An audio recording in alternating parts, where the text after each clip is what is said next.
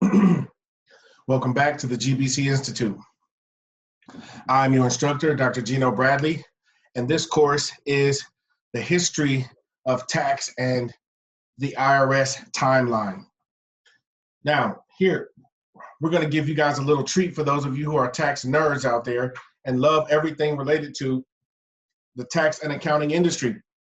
For those of you who are not tax nerds, and this is just a hustle for you, you're just trying to find a way to get money, then this will still be pretty helpful for you as well to help you get acclimated into our industry as you're coming in to this industry from other industries. So sit back and relax. I'm going to go do a very quick timeline from the beginning to today on the Internal Revenue Service and the history of tax, including the authority to tax. All right, so let's go ahead and jump right into it. IRS history timeline. We're just going to do a few highlights. 1765, taxation without representation was the seed of the American Revolution. The colonists rebelled against Britain for punitive taxes because they had no voice in Parliament. July 4, 1776, the Declaration of Independence severed the ties with England. The Revolutionary War ended in 1783, and a new nation was born. The evolution of taxation. February 21st, 1787, Congress approved the Constitutional Convention to revise the Articles of Confederation. The Congress shall have the power to lay and collect taxes, duties, imposts, and excesses, to pay the debts and provide for the common defense and general welfare of the United States. On September 2nd, 1789, Congress established the Department of the Treasury, 1789. The Whiskey Rebellion, 1794, saw the first outright challenge to the U.S. government's revenue laws when a federal court summoned 75 distillers in Western Pennsylvania to appear in court and explain why they shouldn't be arrested for whiskey tax evasion. The Whiskey Rebellion set a clash between citizens and federal officers. The federal government prevailed, but a cost of $1.5 million to the taxpayers. The War of 1812. To pay for the War of 1812, Congress passed new internal taxes on refined sugar, carriages, distillers, and auction sales, and reinstated the Commissioner of the Revenue to collect them. And August 24th, 1814, the British burned the Treasury building in Washington, D.C. So well after the Revolutionary War, well after we had Americans, the young Americans had just got done fighting for their freedom, the British still came back and burned the Treasury building. On December 23rd, 1817, Congress repealed these and all remaining internal taxes and abolished the position of the Commissioner of Revenue. They abolished the revenue system in 1817. The Treasury gets a new home. This is an architectural drawing of the building that was to come. Approximately 1836 to 1842, during the time period they were building it. Civil War expenses.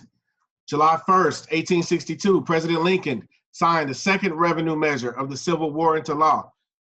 This law levied internal taxes and established a permanent internal tax system.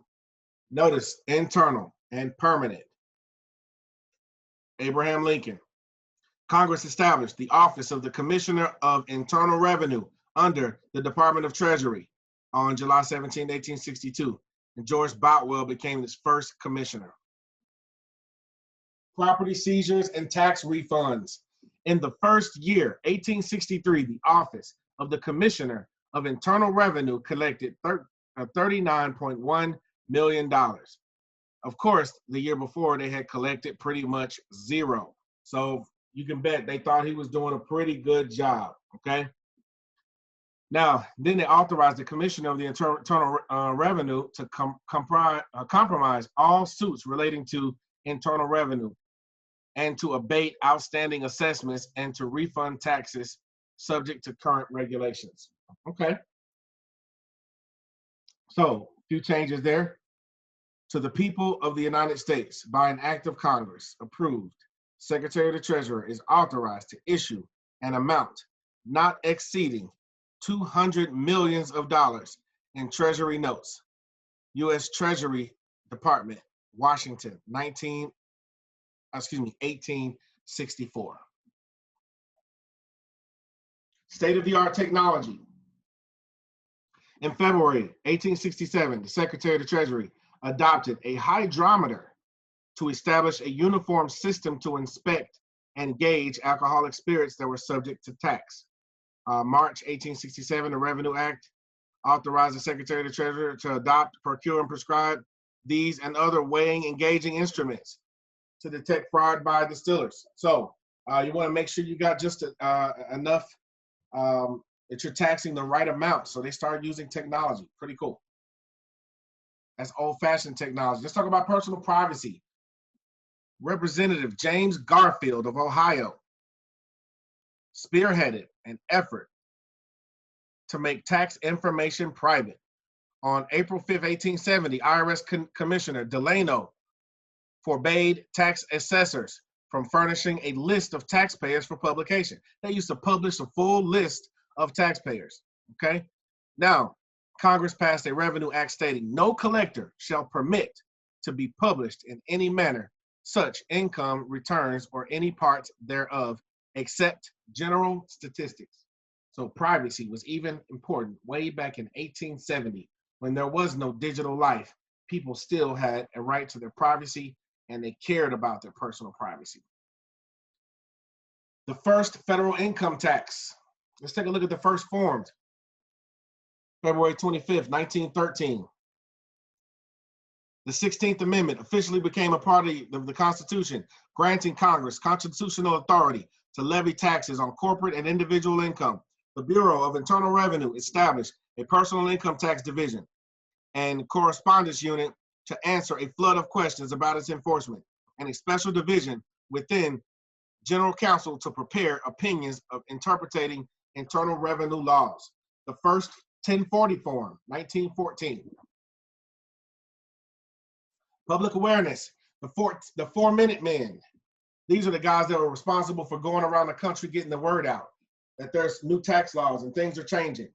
1919, Prohibition. Congress passed the National Prohibition Enforcement Act on October 27, 1919. It prohibited the manufacture, sale, and use of intoxicating beverages. It also designated the Bureau of Internal Revenue as the enforcement agency. The Bureau hired and trained hundreds of prohibition agents to enforce the law and created a new intelligence unit to uncover corrupt prohibition agents and bootleggers.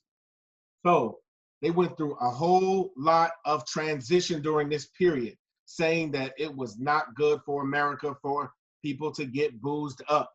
We're not getting political here. You think about it, what you think about it. Take a look at where we are today, where we were back then, and to each his own. 1919, Prohibition. The Bureau of Internal Revenue gets a new home. Remember, they started building that building. They started building that building a long time ago. But remember, the British burned it to the ground at one point.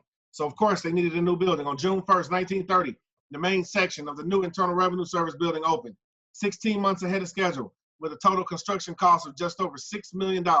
In addition, a state-of-the-art fire alarm system. It contained 1,400 telephones and a synchronized system of 861 clocks, the largest system of its kind at the time. Internal Revenue Service, being innovative again. Innovative to tax the American taxpayer.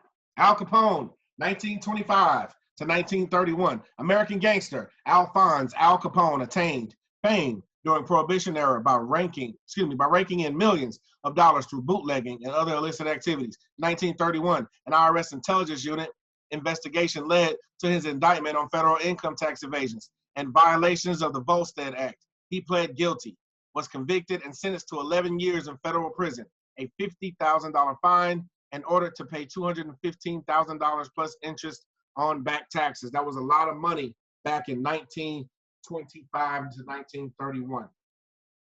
Payroll withholding. Let's fast forward to 1935. On August 14, 1935, Franklin D. Roosevelt signed the Social Security Act.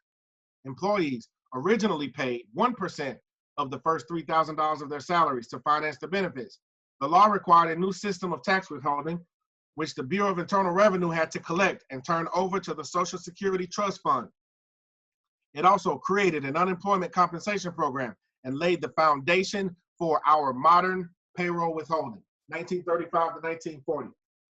Franklin D. Roosevelt. The victory tax. The Roosevelt administration hoped to pay for at least half of the cost of World War II by increased taxation. 1942 Revenue Act sharply increased most of the existing taxes.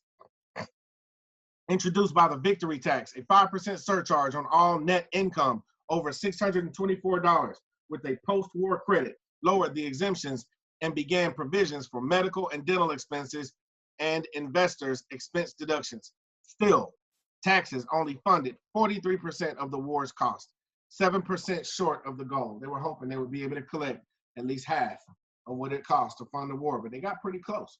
They got 43%. Early tax collection, modernization, 1948, 1950, 52, and 1948, the Bureau introduced punch card equipment. So punch cards helped them fast forward a little bit faster from handwritten notes to the punch cards, helped just a little bit, but we had to keep on moving. That wasn't enough. Internal Revenue Service was created. 1952, President Harry S. Truman called for a comprehensive reorganization of the Bureau of Internal Revenue. The agency officially became the Internal Revenue Service on July 9th, 1953. Taxpayer communication and support, 1950 to the present.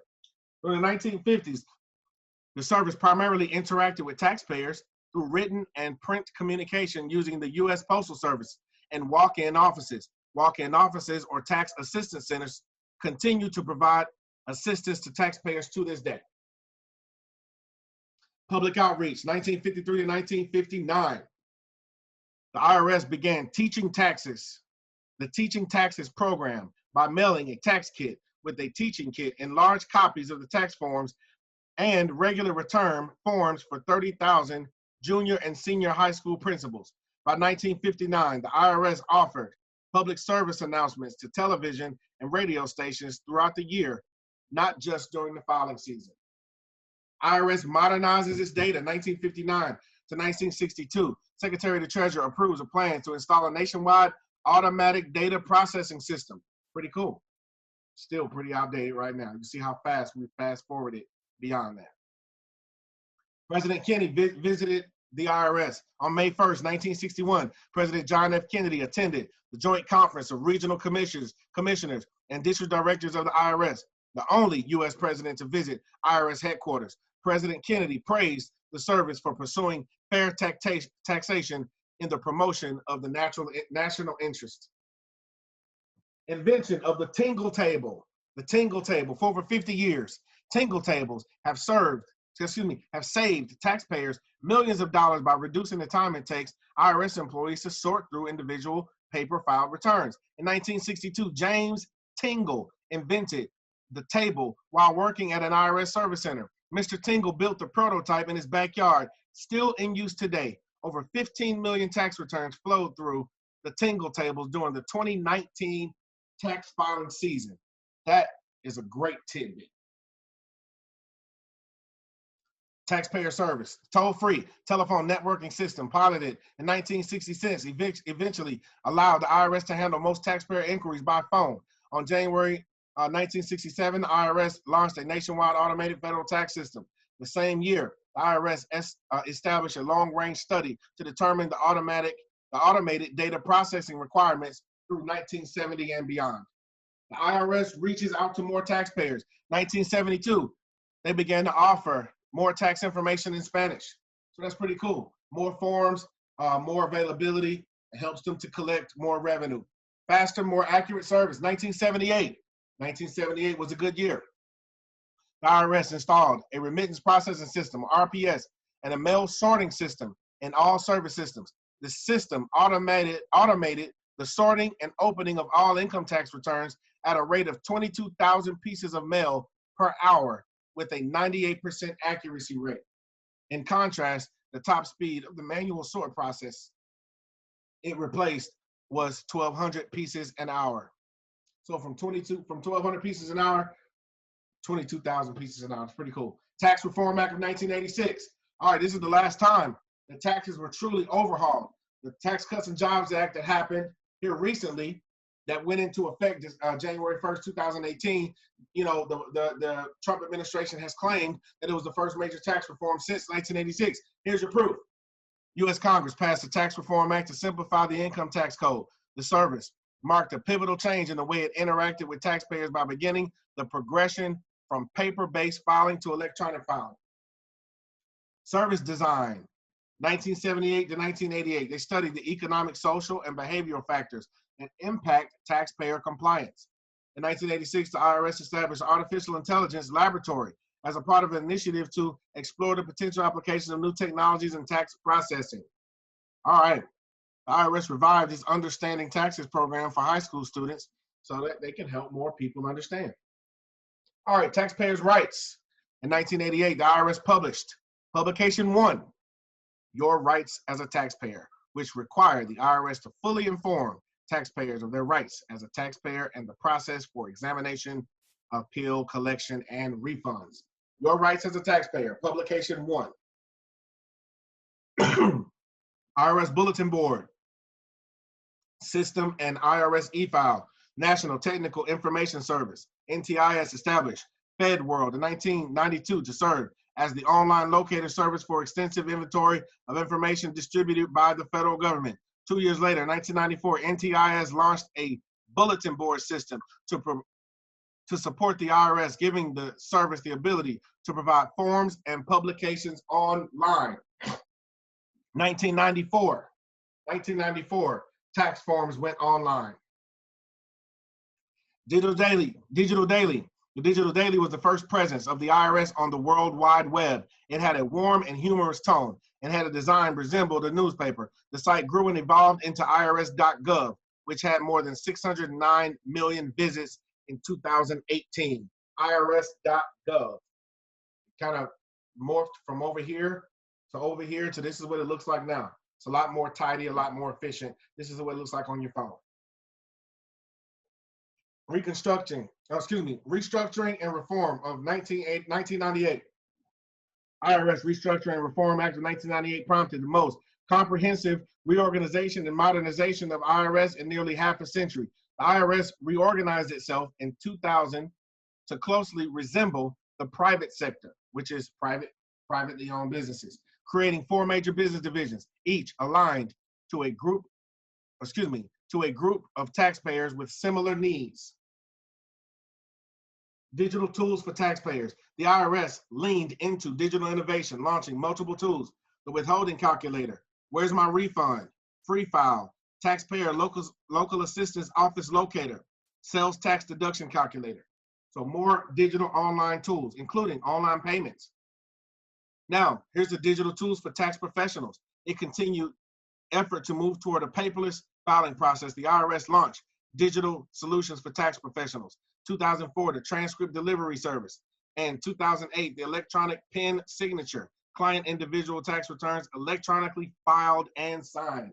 E-file works much, much better because of the digital pen signatures. IRS Student Aid Tool, the FAFSA. This is also another IRS invention. The IRS goes mobile. Mobile app. As taxpayers move toward mobile devices, the IRS developed applications to meet the demand. In January 2011, the IRS launched its first native mobile application, IRS To Go. The app initially allowed taxpayers to check the status of their refunds and returns from their mobile devices. Subsequent updates let users access free tax preparation assistance, link to IRS News, and use the app in Spanish. Taxpayer Bill of Rights, 2014, Commissioner John Kasinkin, taxpayer advocate Nina Olson, released an enhanced Taxpayer Bill of Rights, written to be clear and understandable and accessible for both taxpayers and IRS employees. The updated document grouped dozens of existing rights in the tax code into 10 fundamental rights. The Taxpayer Bill of Rights is displayed in IRS offices across the country as a reminder that respecting taxpayer rights continues to be a top priority for IRS employees. Tax Design Challenge. IRS hosted its first crowdsourcing competition that encouraged to innovate ideas for the taxpayer experience of the future. Of 48 submissions, winners from California, Minnesota, and Washington, D.C. were among these selected in these categories: overall design, taxpayer usefulness, best financial capability. Online account. In November 2016, the IRS launched online account. Now you can log in and get to your own personal account. This is a fabulous tool, but you must have your personal data readily available so that you can verify your identity in order to gain access. August 2017, IRS.gov team launched a major refresh of the website. The new site was designed to be accessible for people with disabilities, viewable on mobile devices, and organized for taxpayers to quickly find what they need. Another revamp in 2017. The Tax Cuts and Jobs Act. We talked about that a little earlier. Let's go into a little bit more.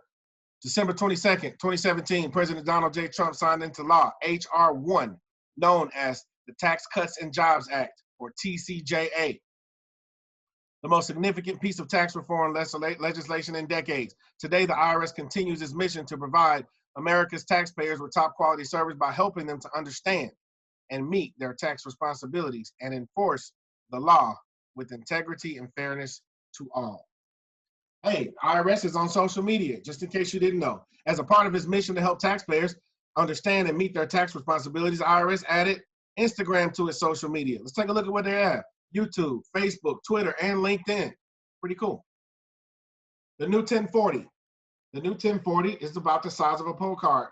It's very small, very short. However, it's the fact that it got smaller doesn't really mean it got more easier or less complicated, because it's just been replaced by 6 or 7 more pieces of paper. Now, instead of having a long 1040, which is 2 pages, covers everything you need, now you have a 1040 that's a page and a half. So this half page is kind of weird, but you also have 6 other schedules, and you have to decide what schedule you need and then attach it to the 1040. So this right here was, in my opinion, pretty much largely a failure. But the certain groups in American legislature, in the Congress and the Senate, have always been trying for years and years and years to make the 1040 the size of a postcard.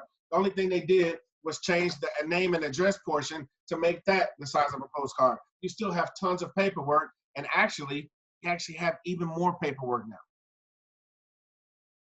Criminal Investigation Centennial, 1919. Treasury Secretary asked the IRS Commissioner to form a criminal investigation unit to go after tax cheats and other criminals. 100 years later, the Criminal Investigation, or CI, special agents continue to bring down the most notorious criminals. CI remains the only law enforcement agency with the authority to investigate tax crimes and has earned the reputation as the premier financial investigation unit in the world. So that has been your history lesson on the IRS and taxation timeline. Thank you, as usual, for attending this course at the GBC Institute, and it is our pleasure to have you here. So I would just say, take a look at the document that we have posted right here in our school at the GBC Institute. You can actually take a look at this a little bit more slowly and read a little bit deeper into it. I personally enjoyed the artwork. So I would just say, if there's something that you want to take a look at, then feel free to spend the time to go ahead and look back through all of this artwork, because this document is actually posted in the same section as this video, okay? So this has been your IRS History Timeline. GBC Institute, I am your instructor, Dr. Geno Bradley. Feel free to learn more about us and who we are and what we're doing at www.gbctaxpros.com.